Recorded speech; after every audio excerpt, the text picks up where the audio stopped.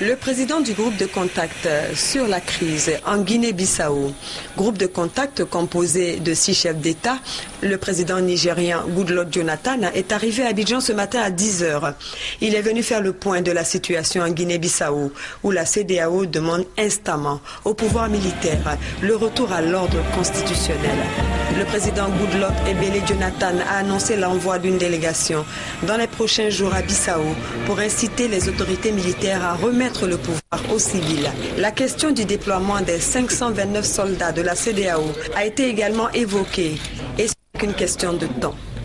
Les 2 chefs d'État ont réaffirmé leur volonté de tout mettre en œuvre pour que ce dossier se résolve dans les plus brefs délais. La décision a été arrêtée, donc à l'issue de leur discussion, c'est qu'il va y avoir une délégation conjointe qui va être envoyée, disons en Guinée-Bissau, probablement dès demain. Et avec le ministre Noureddine, disons que le ministre adjoint des Affaires étrangères du Nigeria, avec le ministre Kofi Paul, chargé de la défense, disons qu'au niveau donc de la Côte d'Ivoire, avec le conseiller diplomatique Diané, il y aura donc l'ambassadeur, disons que du Nigeria en Côte d'Ivoire, de manière à rencontrer la partie, disons que de Guinée-Bissau, pour voir les conditions de retour à l'ordre constitutionnel. Alors donc là, on ne peut pas donner pour le moment des détails, mais disons qu'ils doivent négocier pour retour à l'ordre constitutionnel, premier point.